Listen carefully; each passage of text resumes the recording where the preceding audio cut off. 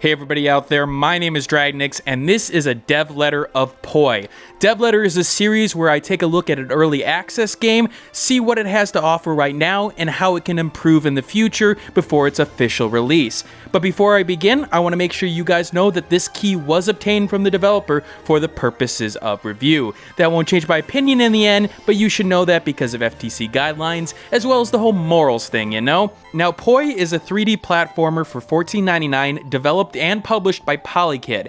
It's got some RPG elements in it, but this is really a 3D platformer of old. It's supposed to bring back memories of things like Super Mario 64, maybe even Gex 64 for those who remember that game. You've got wall jumps, triple jumps, rolling jumps, and it's supposed to give that feeling of those old platformer days. And we haven't actually seen a very large amount of 3D platformers. We've seen a hell of a lot of 2D indie platformers, especially of the pixel kind, but not of this kind, and so this one's a little bit interesting for me. Now, the basic story groundwork for this game is that you are somebody who wants to become a master explorer. You start with a, no explorer level, but a sort of mentor takes you up and shows you the ropes in terms of becoming a junior explorer. The explorer levels are your experience bar, and you get that experience by completing missions or doing odd jobs in the world like collecting fossils. So it does add a little bit of an element of an RPG to it, but it's not really the focus of the game in question. Your focus is the platforming. Now, you have objectives in each level, and each objective will get you a medal, which will increase your explorer points, but really are just sort of the collectibles very equivalent to the stars in Super Mario 64. Now, those objectives range from things like climbing a building to get a certain medal, to collecting 100 coins in a level, to collecting all 7 keys in a level. Now, the 100 coins one is a little bit different from the normal Super Mario 64. There aren't just 100 coins in the level to collect. There's more than that, but you can lose them in certain ways, like hitting lava, for example.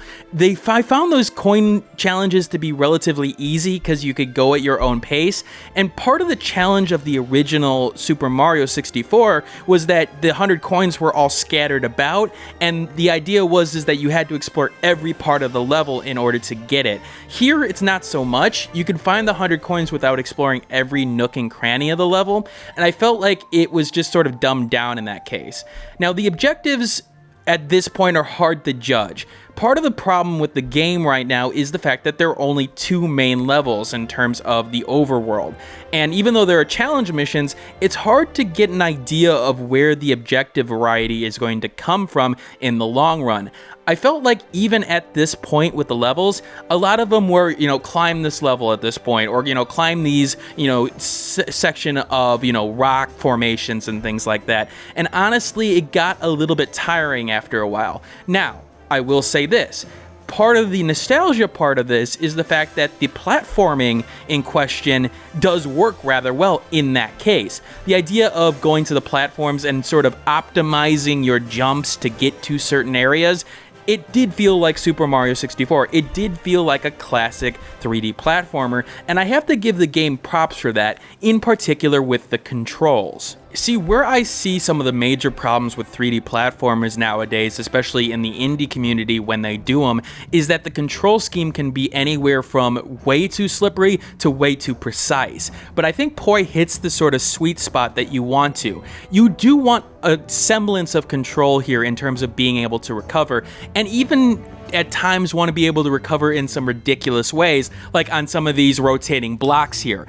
Again, this doesn't make a lot of sense when you think about it, but there is that sense of, okay, I'm panicking, I'm trying to do everything I can. Now, you don't want that to go too far, and I don't think Poi ever goes to that extent where you're sitting there going, I don't have to worry about any jump that I make.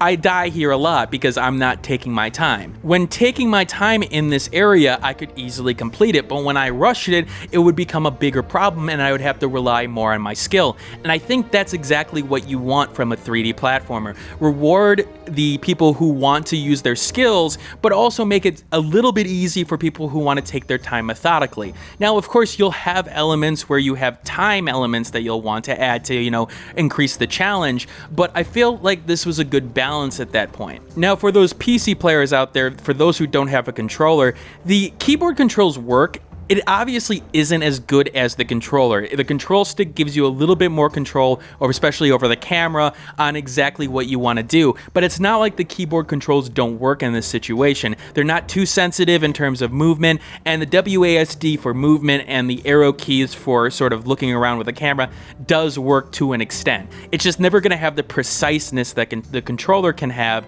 just because it's a little bit of a different kind of feedback mechanism at this point, especially with the control stick in question. Now, the game's got a little bit of a different graphical style. I saw it compared to Wind Waker, and I don't want to go that far. It does have a nice art style. It's a little bit crisp, and I felt like it did the job in terms of the platforming. The fact of the matter is, it's easy to see the platforms compared to everything else. It's easy to spot certain elements in the environment without having to squint your eyes, and you could still see the backdrop and, coins and things like that against the backdrop there. So it's a good art design for the game in question. It's not too obtuse and not too realistic to the point where it sort of muddies the waters at this point. I always felt like, especially with these platformers, that games like Uncharted with their platforming elements, and I'm using quotes there, sometimes the art style gets in the way, where it's just like it wants to go for the realistic look, but it doesn't necessarily help the gameplay. Here I felt like, yeah, the art style is purposeful. Now, on the flip side, one major problem I have with the game, and one thing I think the developers need to sort of focus on, is the sound design. Now, the music is all right. I mean, it is got the feeling of Oregon Trail, especially in that first level, and I'll let you listen to this for a second to see what I'm talking about.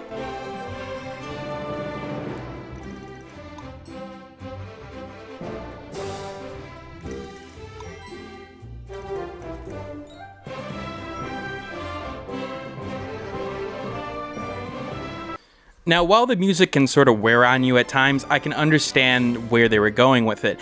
I have more problems with the actual sound design of the game, and I think that's something that the developers will want to focus on going forward.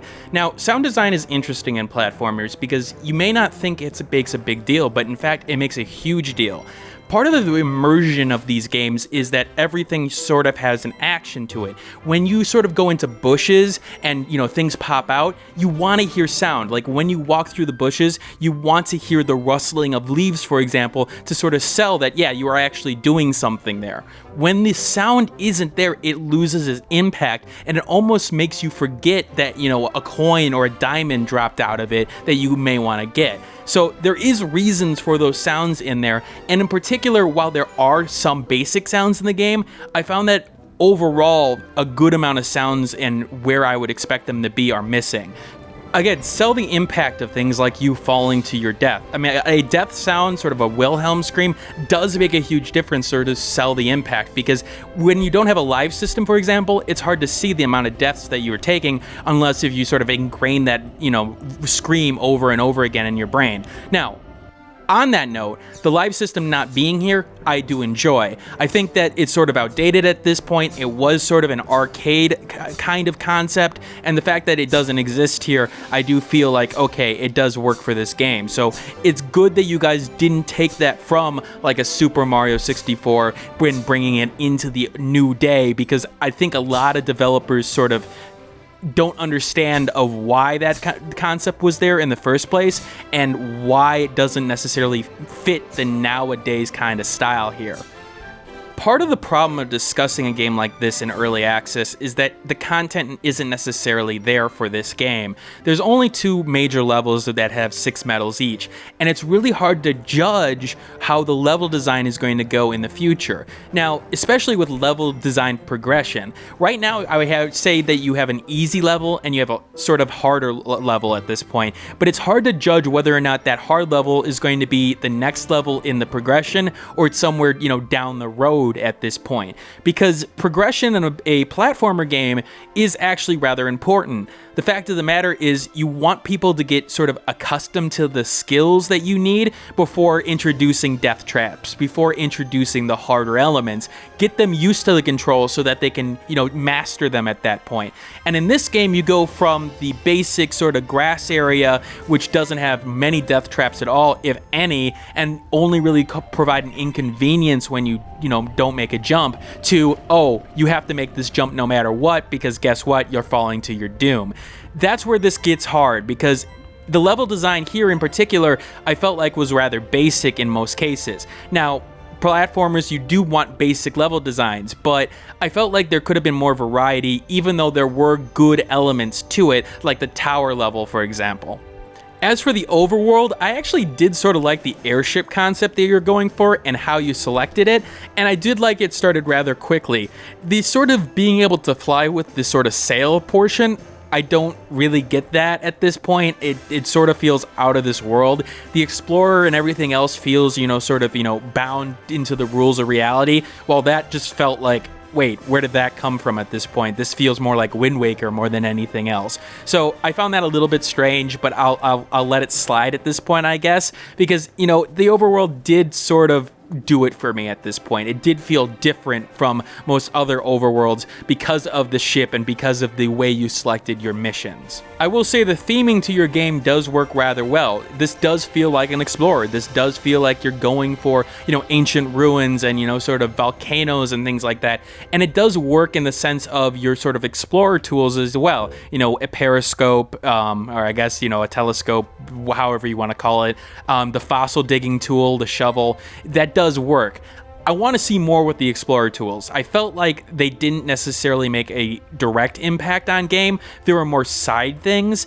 And while you may be going for that, I do want to see that sort of work into objectives. Like maybe have, find all 5 fossils within this, stage to get a medal at this point. Work them in, give reasons for players to use them and collect the coins in order to, extend on to the next level. Also good to see a game in early access with no major performance problems, no bugs of really any consequence. The only thing that I found a little bit weird is once in a while I'd run into an area that felt like it needed something in it, like whether or not there was filler to be put into it or not, or there was a mission that needed to be there, or in particular, the physics engine at times does have that old platformer style to it where it's just like sometimes you do things that you don't seemingly think you can do, but I won't, again, hold it against the game. It's going for that old nostalgic feeling.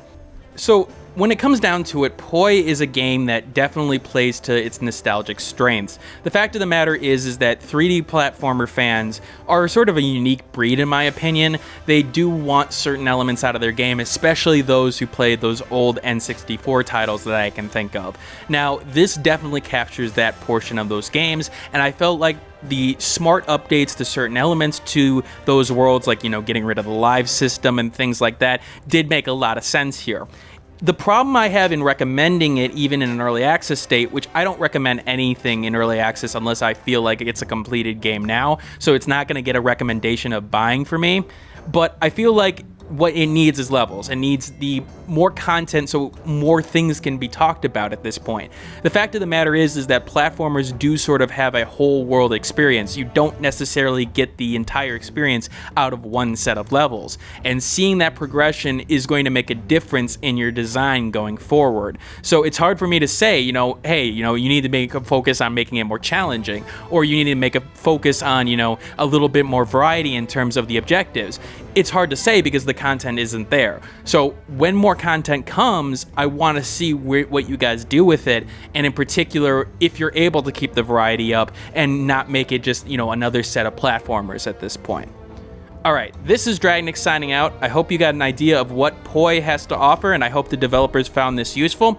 Again, if anyone has any questions for the game for me, or the developers have any questions for me, you can always leave them in the comments below. I do try to answer them, even though I'm busy most of the time. I do try to actually answer people's questions, especially when they're thinking about making a purchase. Again, like, comment, subscribe, all that jazz, and I will see you guys later. Hey everybody, thanks for watching. If you like this content and want to see more of it, you may want to hit that subscribe button on the left-hand side. If you like this video and want to see more of this content, take a look at this video on the left-hand side as well. And if you missed my last video, take a look at the right-hand side.